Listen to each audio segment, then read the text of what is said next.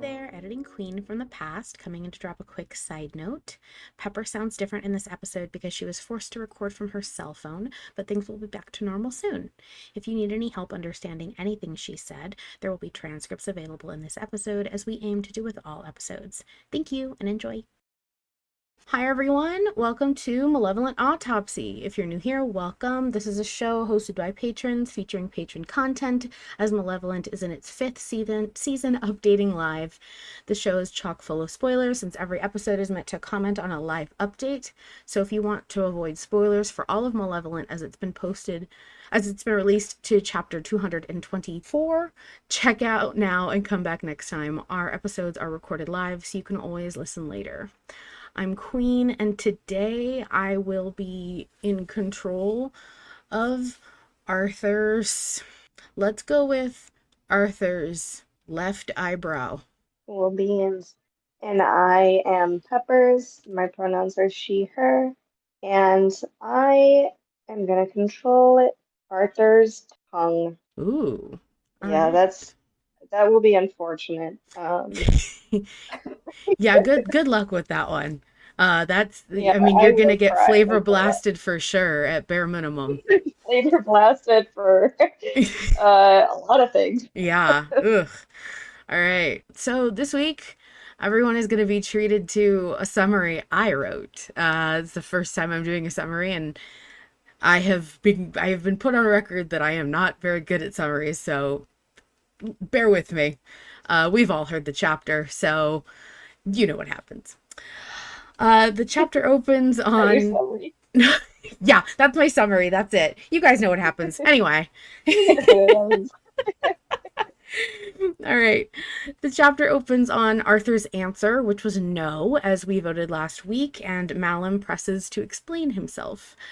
After a tense and emotionally fraught back and forth, Malum tells the story of the stranger who came by the river and the body of the young boy that followed him. Arthur confronts the nuance in the question, and Malum tells Arthur he is a servant for the children. Quote. He explains he was drawn to the light as he thought a child had lit it because Arthur has found hope and meaning. Although Malum doesn't offer more explanations or answers, he offers him a gift for allowing Malum to join the fire and honoring his daughter by knowing he no longer deserves to die. Arthur can choose a truth or an item. So that was the last chapter. How did you like it, Peppers? I thought it was very lovely. I thought it was very sweet. Yeah, it was a great kind of exploration into Arthur's, journey, especially emotional journey for the past however long he's had to deal with this. It's funny actually because I am actually re-listening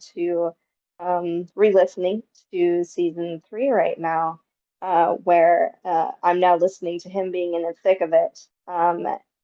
He's like right about to have his breakdown. And so it's really fun. I highly recommend to those of you who don't, do re-listens to go try it sometime. It's really fun to be able to kind of reapply what currently is happening to Arthur to, what has happened in the past. And it's really fulfilling to watch him grow from this. And he's not necessarily, I don't want to sit here and say that he's necessarily totally healed. He still some work to do. Yeah. He acknowledged the fact that he's still very he still constantly wishes agony untold and pain untold to quote unquote the person who killed his daughter, i.e. himself. But he's very slowly reaching this journey of, very slowly at least saying he doesn't deserve to die for it because he is aware that it was an accident and he's I don't know, he's on the road to recovery in this room. Yeah. Yeah, I like that take. I really loved this chapter. I think season 5 is going to be full of things that I keep saying are my favorite chapter. There's just so many good, juicy, wonderful, satisfying bits of dialogue. There's so many lines. It's so damn quotable. This season of Malevolent is I think going to be some of the most emotionally impactful yet, which is so exciting for me. I love payoff. I love seeing growth and development and having new types of gut punches, not just a constant barrage of the same, like, source of sadness, I guess you could say. I loved that we got confirmation of the narrative explicitly says in its own words Arthur doesn't believe he deserves to die anymore. He has hope. He has figured it out. He's discovered what it means to live now. And something that always sat with me was when John is talking to Arthur and he says, that's not what Thoreau would want. And I remember when I listened specifically to that section of dialogue thinking for the first time about Thoreau having to, in any way, understand, conceptualize, potentially even see her own father so devastated by what happened that he treated himself so poorly in the wake of it and really stopped living, stopped making any kind of progress and really backsliding, and how that would affect her, and the idea of what she would want and trying to honor her memory by living a by having a life worth living, by finding the meaning, like John was just saying earlier. And that was a really strong moment of, I have, my own struggles with guilt, and I have a lot of it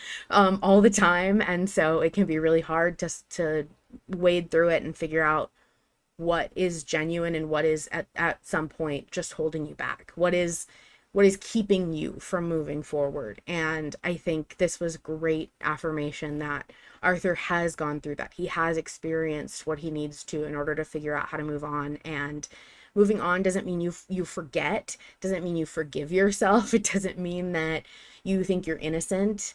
And it was a really good proof of what we've heard him go through. I really enjoyed that. Even though Malevolent is good at showing as much as it can show with being an audio medium and not telling as much, I know that's a really hard balance to strike.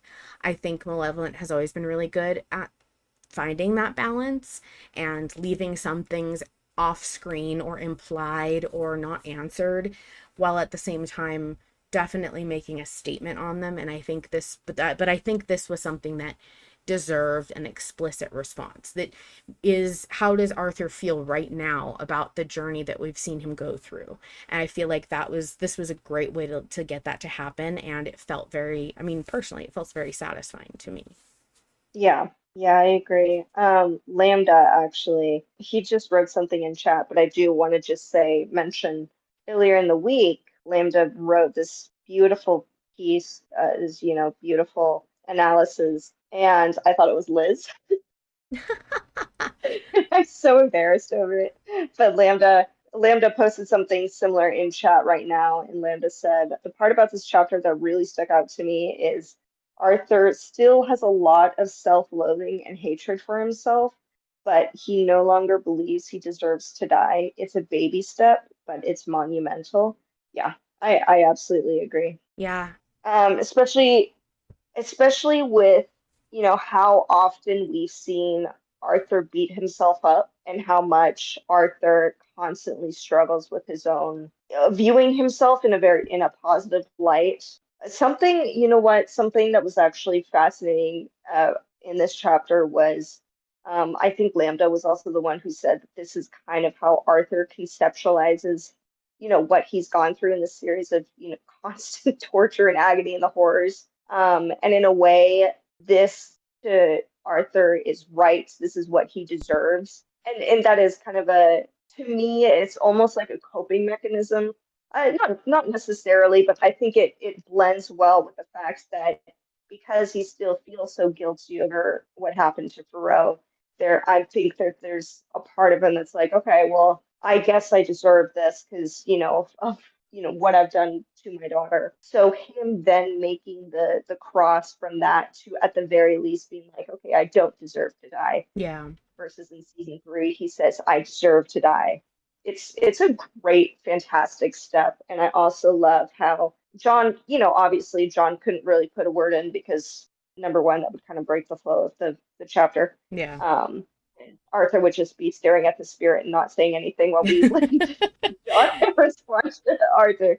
But I did find it very sweet how, John immediately could tell what Arthur was thinking and how he was thinking about himself. So I'm really hoping for the next chapter. John talks about it. I feel like that I would love to see that. Yeah, I think that'll be really cool. Ren says in the chat, one thing I'm interested in as a through line is Arthur coming to terms more and more with the original incident, it happening, his role in it, but under the surface being really obsessed with where Faro is now. I think he's been moving on from the past, but subliminating it with possible future of where is she, can I see her again, which is classic horror. The protagonists remain flawed. And that really is something that I'm glad that Ren pointed out because I actually had it like scribbled down in a post-it note.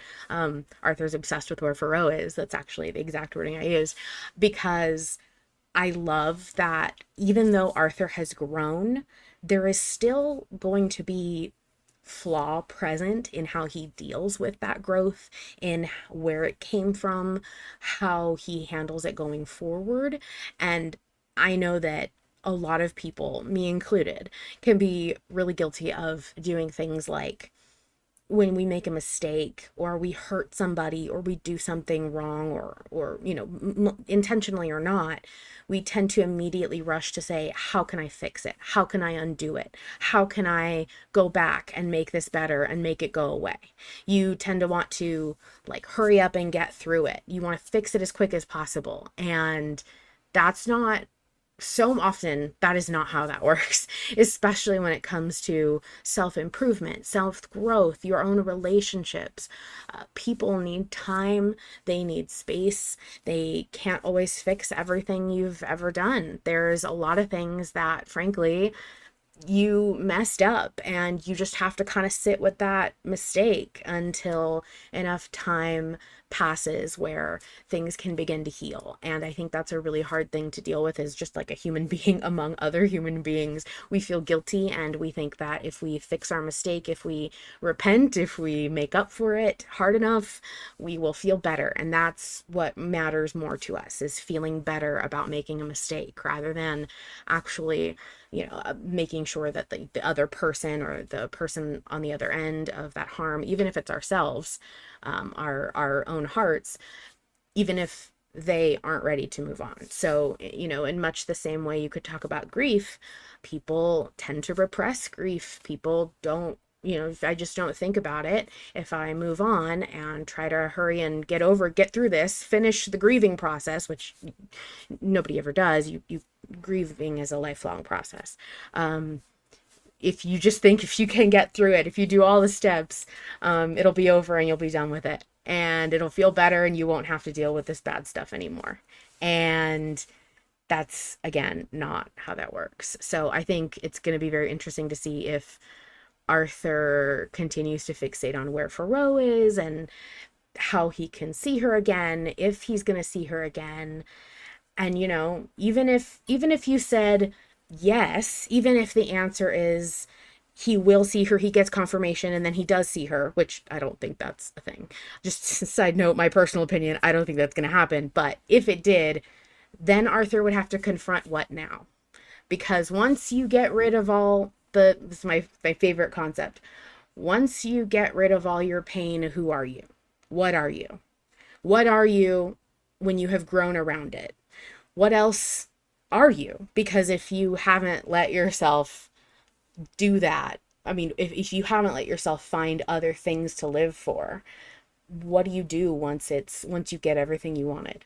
And that's a very scary process. So lots to explore there. I am going to allow this single joke to pass through the filter. Fish says, well, he can't see her, he's blind.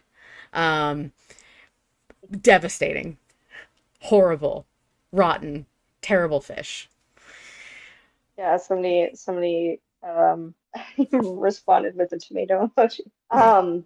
But regarding Arthur's obsession with Faro as well, I always when I consume Malevolent, it's absolutely from a story writing perspective. And I just want to compliment the story writing on the fact that this has been building up the concept of Arthur meeting Thoreau.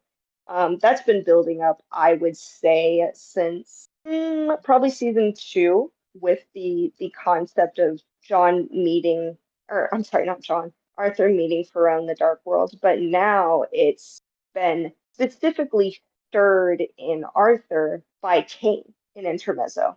And I personally see some building blocks being put specifically, intentionally in place here. You know, Kane has set, for example, the carrot in front of Arthur, where even in episode 41, where Arthur, you know, didn't really seem like he wanted to talk about it. It very much was the impression that he didn't care what Kane had to say, that he wasn't really thinking of Kane following through with that. But even regardless of that, it has now stirred something in Arthur of, well, can I, you know, with this idea of him accessing alternate timelines, I think this has stirred some thoughts in him and some yearning of maybe I can see Pharrell. I don't necessarily think that he thinks Kane is going to keep his word, but that doesn't quite matter. I see him focus on it more and more and more, and it ties so well with his current journey in grief of him, you know, slowly. I don't necessarily want to say forgiving himself, but slowly being okay with it. And now with the idea of maybe I can see Pharrell. I'm not necessarily as confident anymore that Pharrell is in the dark world. I mean, I was never terribly confident, but especially with this chapter, I was a little I don't want to say confused, but I was a little like, oh, you know, that brings up some questions. Can, you know, is this more of just the idea or spirit of Thoreau, just kind of the vibes of Thoreau being there? Or is this a tangible consciousness that is following Arthur? Is it following him? Is that genuinely Thoreau, or is Thoreau looking through something to watch her father? That's definitely a question on my end of where is Thoreau currently right now? Yeah. That's definitely something in my head. Yeah, I agree. I think that some people definitely thought maybe that the lighter is Furrow, has Furrow's spirit in it of some kind. I personally didn't make that connection, but I can absolutely see that where that's coming from. Some people thought that, you know, Furrow may not be more of a tangible presence, but maybe something more akin to like some kind of a guardian angel type concept. I'm interested to see how if we ever get more information about that, but I can definitely also see it just remaining like one of those things that you fill in the blank for, because really I think there's only so much we're going to learn about all these different worlds and concepts and after death stuff. I think that there's my suspicion is that will be more of a season 6 thing, and I don't know if it'll be exactly as straightforward as everybody's thinking. I think that part of me would be a little bit disappointed if I got too many answers about like what Thoreau is, in what capacity she's present, or if it's more of a metaphor or, you know, something like that, because I think part of the lovely feeling that I got from that was being able to have that up to interpretation, being able, Arthur being able to conjure in his mind what that's going to look like for Thoreau. There are several people in the chat that are saying very interesting things, so I'm just going to pause right here to try and wrangle some of these comments. Abriel says, when you were speaking, Peppers, oh, that wasn't the vibe I got from him at all in 41. To me, it was a, I cannot let myself hope for this. I can't bear it. Did you get that at all, or did that not hit you that way? It could be a combo. I think it is, I don't know. For me personally, the way that I viewed at least most of it was Kane consistently has proven over and over and over again that he doesn't really keep his promises. Um, he always has to add something to it or screw it up some way. And Arthur strikes me as someone who won't. It's a combo of I cannot even consider the ramifications of if that's true, but it's a stronger combo of Kane's not going to follow through. What he will follow through on, however, is a physical torture, constant. Because I mean, that was our introduction to Kane. Kane's introduction was absolute carnage because he was bored Yeah. waiting for Arthur, and it shows that he's absolutely capable, not only capable, but enjoys it. Get Takes you a man who pleasure in can do both, let me tell you. Uh, it. I think Ren brings up a line that I have been harping on since I heard it. I thought it was super interesting when Yorick said the Dark World was death for the undying, hell for all things that, and pairing that with John's mixed, confused answers about the Dark World, I'm starting to think we don't know jack shit. Um, I can't tell you how frustrated I was when Yorick got cut off. I was like, let the dude cook. I want to hear him describe the Dark World in 8 different ways so that I can pour through it and figure out what the fuck this is. Because for the longest time, I felt silly because I didn't immediately assume that the Dark World was like the worst place that you could ever go. And everyone already knew that it was really bad. I don't always pick up on things that are really obvious, though. That's just a me thing. I know that for me personally, I have a feeling that like when John was describing it all the way back in season 1, I can remember being really excited because it reminded me of a concept that I had in childhood, where all my favorite fictional this and I mean childhood, all my favorite fictional characters meet up and hang out in like a liminal space somewhere. Like I'm talking Sonic and Ash Ketchum are like best friends and they catch Pokemon together and hang out. Like I was super interested in the idea of a place where everything that was fictional met up together and like joined and had something in common, which was that I liked them all. And that is kind of a concept that I know people play with in D&D a lot too, with timeline hopping and encountering other versions of yourself. So it's not like a new concept, but I remember thinking that the way John described the Dark World sounded a lot more like that fictional place in my head as a child.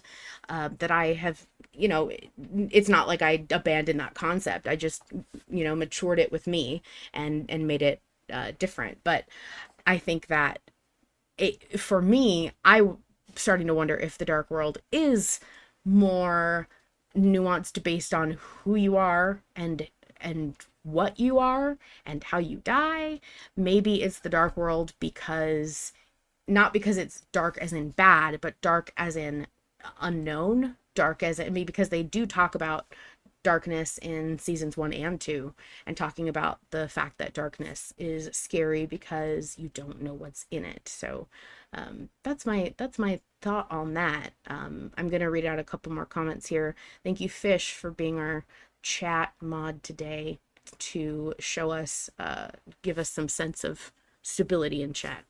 Benjamin Frog Crow, with one of the best names ever, says, I don't think Kane's going to follow through with giving him Faro back, but if it happens, it'd be so fucked up. What do you do when you grieve for years and finally begin to heal from that grief, only to get the person you lost back? And for Faro, what happens when you're raised by someone who lost you? How do you raise someone who you look at and see a ghost? And how do you grow up with someone who looks at you and sees a ghost? Whew.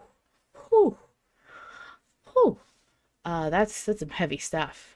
Max says, also with the Faro Dark World theory, I never really latched onto that, given the description of the Dark World as being a place of just like torture and horror, because we know Harlan can get gnarly, but putting a little girl in a place like that for an extended time just doesn't seem like his vibe writing wise.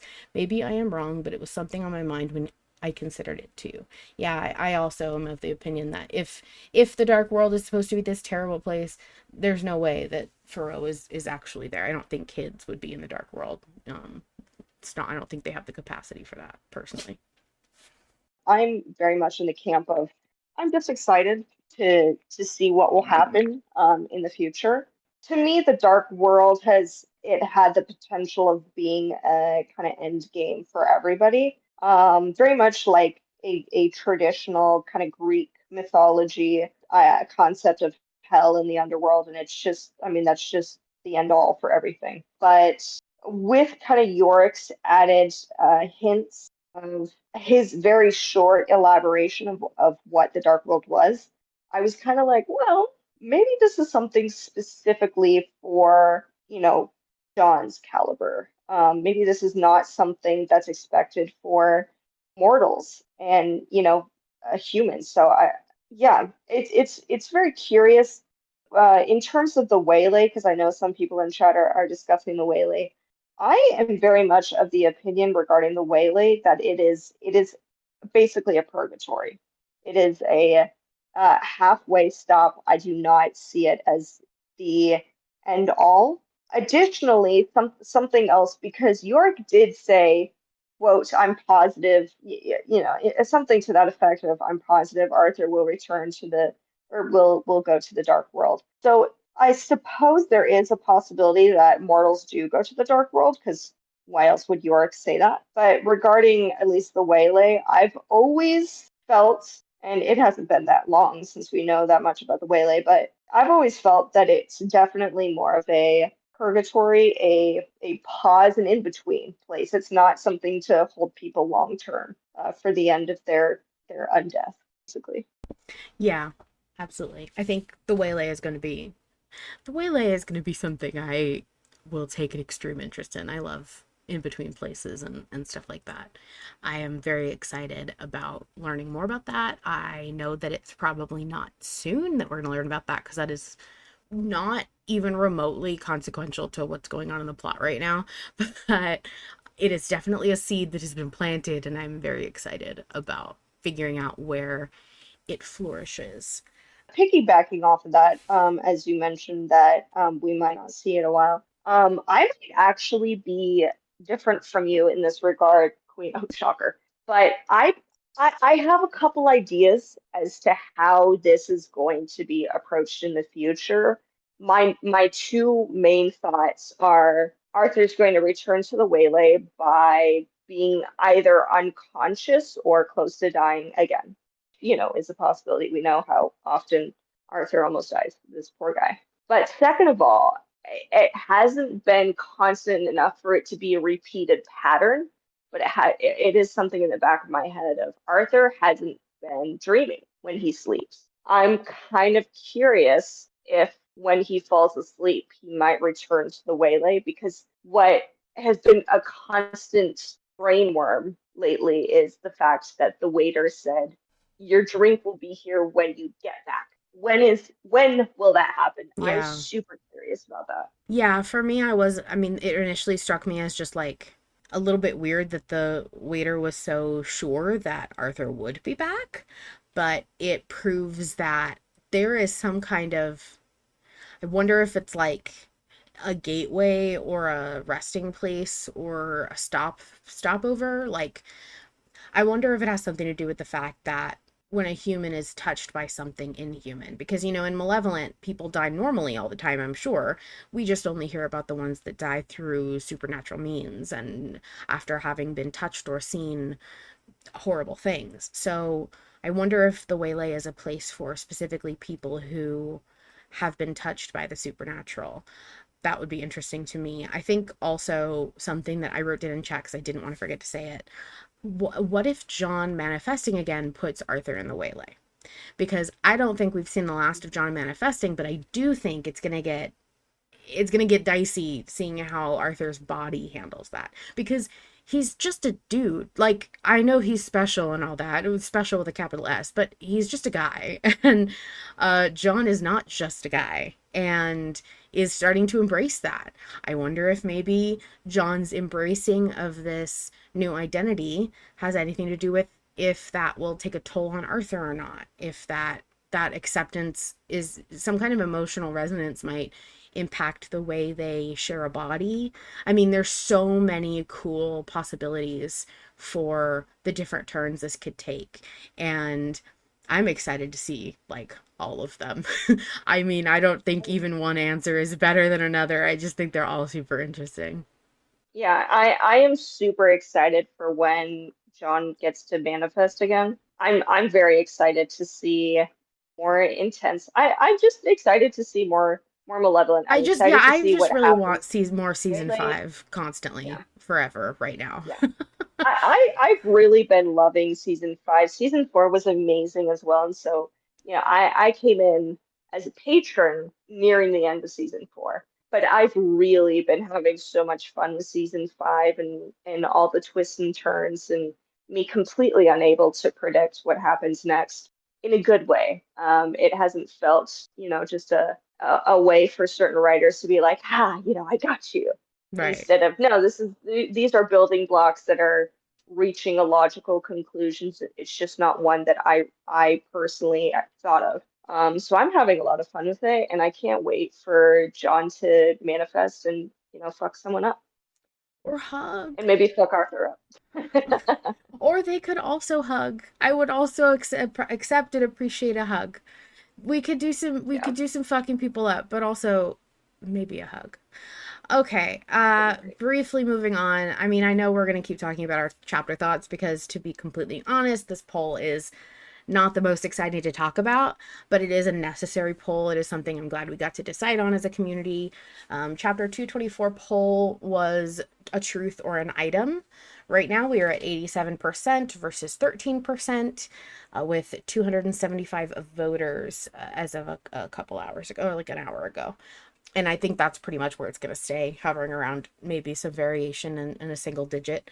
But yeah, we pretty unanimously have all agreed truth. Now, usually I complain because these are boring polls to be part of. If it's not close, don't talk to me. I don't get out of bed for less than a 47 split.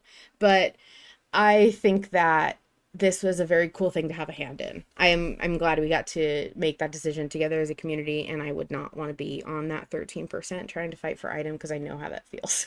It's not great to be on team item.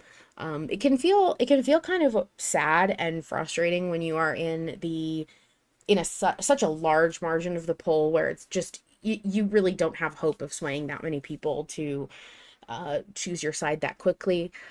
I don't ever give up on a vote because I've seen them change so quickly, even at these large margins. I am not saying it's impossible. I'm just saying it can feel really impossible when you are on the quote unquote losing side. Um, as far as the vote itself, like, yeah, I was also Team Truth. I don't think we need another item. I'm kind of sick of having items that we never use.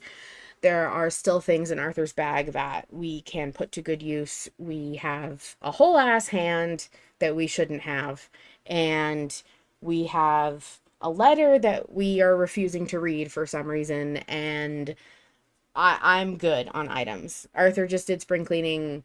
I think I'd rather have some knowledge over a trinket. Yeah, I'm very much in the same boat. I still think it would be as much as I think, okay, let me go back. The reason why I would also choose a truth is because you can't lose a truth. Versus an item, it can be stolen, it can be used against you. You can just lose it. So there's a part of me that's like, "Ah, as cool as an item would be, what if it's a really fucking awesome magical sword? What if Joe made this joke, but it was perfect for me? She's like, what if it's a magical Tamagotchi? And I was like, oh my gosh, you don't know how much I right now in my Tamagotchi phase. Um, Girls in her that would be Tamagotchi amazing. era. Yeah, exactly. And I would love for Arthur to enter his Tamagotchi era because he deserves it. Hopefully, well, it's another chance for another child to die, but I was gonna say, a um, man can't even take care of himself. I absolutely don't I trust mean, him to take care of a Tamagotchi. the great thing is a Tamagotchi cannot drown, so he has that going for him. But A Tamagotchi. I Okay, was so also a Tamagotchi can't drown, can't die in childbirth, can't be killed by an evil entity coming out of a book. Who else has Arthur inadvertently yeah. killed? Um, I was about to say Noel, but he's still by He's and fine. large. He's fine. I didn't see him die on screen, so he can come back at any time. Don't you dare. Not on my podcast. Lambda said you can't eat your Tamagotchis. Ouch. Bram said, but if Arthur is gifted a brand new Subaru Impreza, he can fit all of his items inside and keep warmth with remote start heating. Just saying. Jesus That's Christ. so great. We should give him a Cybertruck. Yes. Um, I still think it would be fun. There is a deep burning curiosity in me of what the item could be. I keep thinking really cool sword, even though he has a sword, maybe a cool What? cloak, maybe Okay. like, Peppers, but like what there are so many things that the truth could be, and that is an object has such a limited scope. Like, yes, it's bigger than what we have in this reality and planet Earth right now. Yes, it could be so many different things that we can't really have here, but the truth isn't even bound by physical possibility. Like, I don't know. The object doesn't appeal to me at all because I feel like we haven't even explored the world enough yet to know that we're not going to find other cool shit. I'm not about the shiny I mean, trophy life. for me, it's because of the fact that it's coming from what is essentially a vengeful spirit for children. Like that's kind of baller. I'm not gonna lie. Kind of badass. What thing would, and me being a materialistic girly, there is just a deep burning curiosity. I see. I'm very different from you, Queen. Shocker. In Shocker. terms of when it comes to polls and poll chat, we're now at what was it, 270 plus. I don't think it's going to switch. That's I think our max was around like 310 or something like that. So I'm not see even if the remaining group voted for item, it's not going to switch. That's because But you weren't active during the time you were yeah, not I don't think you were active at all during not only the memory vote, which had a lot of switching and flipping and constant percentage fluctuation, but also do you go willingly? That was a huge, I mean, that oh my literally went God. from, I think, the 80s or 90s overnight. That flipped completely. That was like the biggest change. And I will just say, like, the reason I say it can happen and I don't ever discount the possibility is because the way that these 30 people who are active, 30 to 50 people who are active in poll chat at any given time, the way this works is that one person, it really just takes one person with a strong enough argument to convince one other person, and it's a domino effect from there. And then at that point, if you've swayed the majority of the Discord, or at least a majority of the very active people in the poll chat, they will go to Patreon comments. And then people who are not on the Discord end up reading the Patreon comments, and you have this like big long string of actions that you don't actually see happen, and in real time the numbers change. So that is why I keep saying, oh, it's a really large range right now, and I don't think it's going to flip, but I do think that nothing is impossible. And I do know that, whether or not you choose to engage with it, there are occasionally times where like the vote will be swayed by a particular person's view. Maybe not necessarily because everyone agrees with them, but because they think that's the right answer. And even if they don't fully agree with it and they're not really thinking about it for themselves, they're going to just vote that way because they trust that person more than they do themselves. But like, that happens sometimes. Look, that happens sometimes, and people are I allowed. just I could just hate the like rage in you. It's not. It's not. Look, everyone is welcome to vote the way they vote, and everything is valid, and everyone is cool, and we can do whatever we want forever. Did you have anything to add before I read this comment from Ren?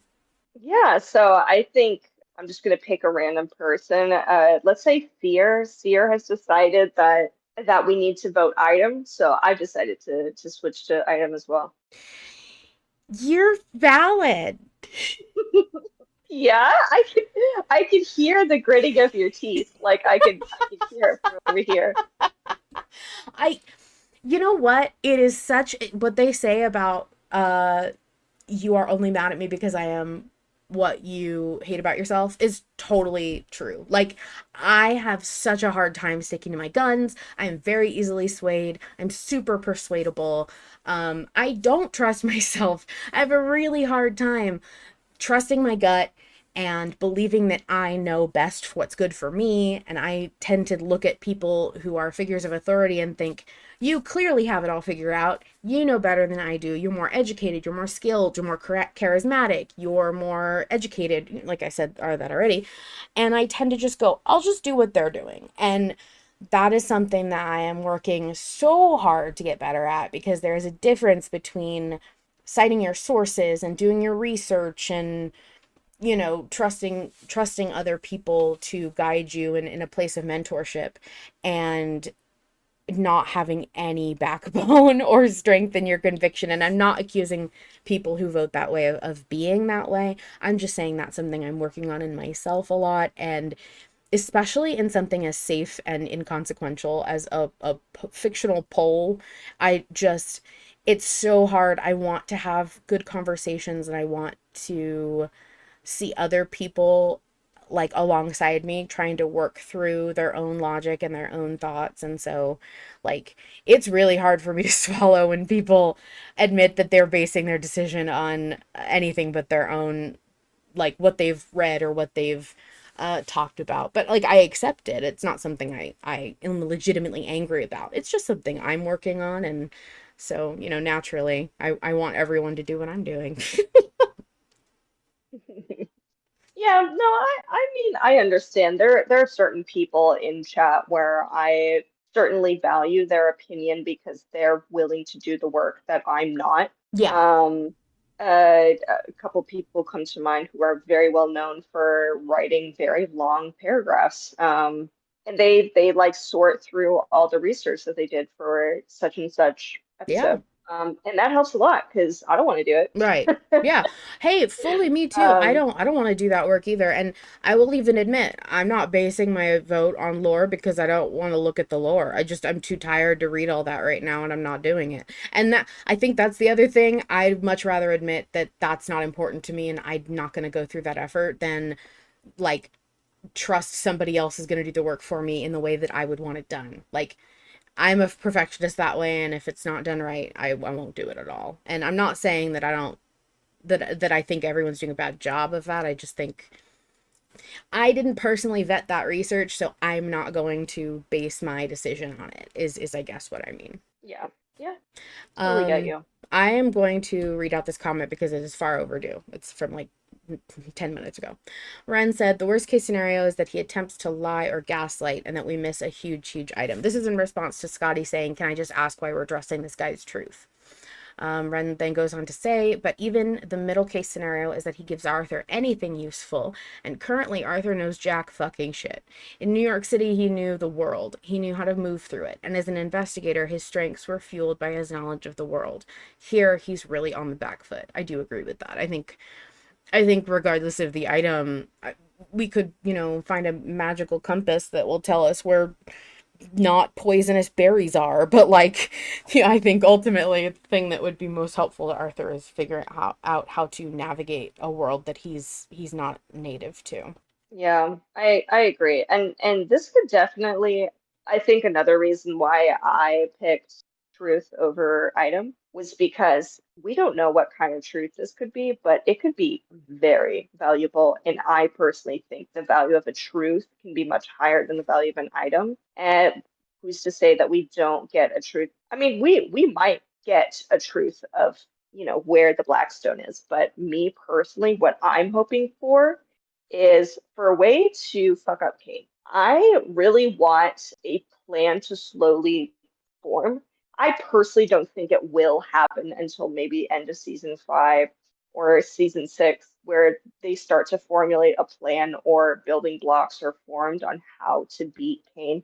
But I want to start learning more about Kane in terms of how they can take him down. That is wishful thinking on my part, who's to say that this truth will even get to that.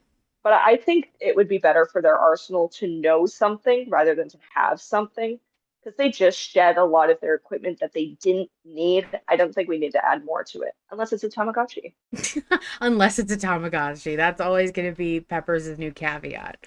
I vote for whatever gets us closer to having a Tamagotchi. Exactly, exactly. Um, I just scrolled down because I had to be scrolled up to sit on Red's comment. So I just scrolled up and saw everyone reacting to my my conversation with you about voting and authority and all that. I first of all, Scotty said that she voted item, and look, I have absolute. Scotty is one of the most amazing mods in the server. Scotty is amazing, and we all love Scotty forever. Also, I just love saying the name Scotty over and over and over again.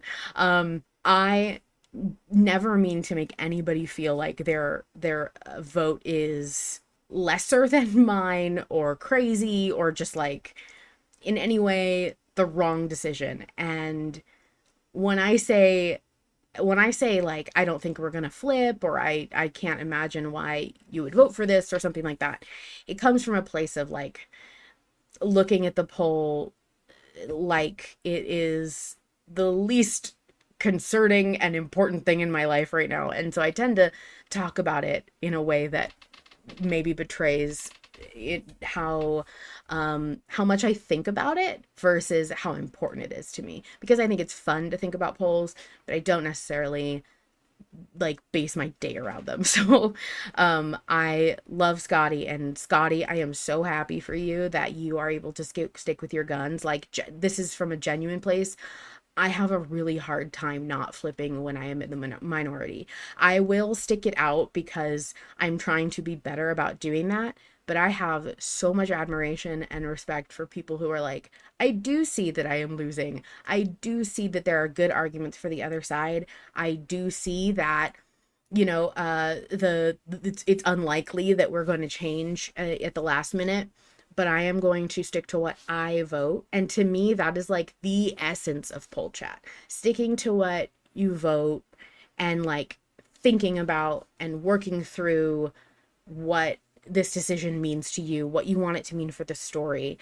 And then there are people who accept my bribes to vote the way I want, and that's also fine. I'm also fine with that. So like, do whatever you have to do to get by, as long as it's for me and my side and I agree with it. Amen. You guys have all been so lovely this evening. I have really appreciated everybody coming again. I'm consistently shocked that we get the same number of people in every week. I keep thinking that number is going to go down. People are going to get sick of this, but I guess not. Um, I think we're doing great. Peppers, did you have anything left? Any like thoughts that you were reading in chat, or anything that you want to get out about the episode before we close for the week? Uh, Nothing specifically. I think I got the majority of it down. I mean, it was a great emotional chapter. Absolutely loved it. I thought it was very sweet, and I'm really excited for. I mean, we're in the midst of an emotional fallout, but I cannot wait for that resolution with John. Hopefully, I mean, it doesn't necessarily need to happen, but I would definitely hope for, a little pat on the back from John for this moment, and I'm just really excited for the remainder of season 5. It's still like baffling to me that right now we're on 145. That's so weird. Episode Wow. 45. We're already 5 episodes in, and that's just crazy to me. So Well, I've been having so much. this is the what 10th episode of Malevolent Autopsy. I mean, it's technically number 9 because but we had a pilot. But if you count it, this is the 10th episode of Autopsy. And by the way, Graham, our number one Anastasia fan, says that they have yet to miss an autopsy, which is very, very sweet. I am very flattered. We love you, Graham. I'm gonna start calling you number one Autopsy fan. No offense to Anna.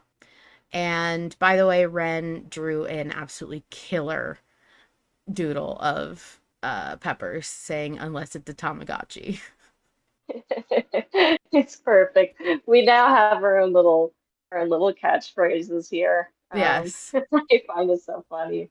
Oh, and for the record, just so that everybody from previous episode, in case you weren't here, fine, I admit this will be a nice little pleasing closing for Queen specifically. I was wrong last week. Oh, Voting yes was the incorrect answer.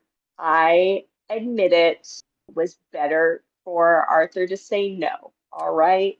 oh my Now, God. I'll Peppers. never have to say this again. Oh, And yeah? Is that what you think? yeah. Yeah, okay. Yeah. We still have a season and a Yeah. half to Yeah. go. Yeah. Uh, someone I would say chat clip that because that feels so good We after already the pinned it. We already pinned it. So mm, you mm. can keep your fucking mouth shut. I'm the one who has these recordings stored on my computer to edit. So I just want to say, I have so many clips of your voice that I could stitch together to say whatever I want to say. Oh, you know what? How about I draw something of you? No! Yeah, I'll go ahead and for the almost finished autopsy art, how about I just draw you with like a mustache? You'll just have like a stupid little twirly mustache. How about that? Fish says Queen's gonna listen to this recording every night before she sleeps. This is my new ASMR Peppers. Just you on loop saying you were right. You were right, Queen. And I love that. I'm so proud of your journey. I'm so glad you've come to realize the truth. Well, Nikki replies, "What does that mean that Queen, you'll admit to being wrong voting to not invite Malum to the fire?" I didn't say that. I absolutely look, I'm gonna say this right now. I will find a way to make me right. I will always find a way to make me right. So I could walk back and I could come up with a reason that it was a good thing to not invite Malum to the fire. What if we had answered differently and all of that? Blah blah blah. Anyway, um, thank you guys so much for coming. Peppers, I appreciate you so much, and I genuinely would not want to do this weekly routine with very many people, but I am so glad that I get to do it with you. You are such a good friend and a good co host, and I love you. You are so fun. You're so awesome and generous. If you don't want this to be in the podcast episode, but I appreciate it so much. Queen got me a new mic. Aw, I wasn't able to use it today, but I'm like so baffled at your generosity and your constant use of your time for this community. You don't see that very often. The dedication you have towards this podcast and this community, it's really admirable. Yeah. thank you, Peppers. That's so kind. No, I appreciate that a lot. You are very sweet. I feel very appreciated. Thank you. Yeah, I'm pretty great. And you are objectively pretty damn great. Um, all right, everybody. So we will see you next week. And the horrors persist. And so do we. Good night, everybody.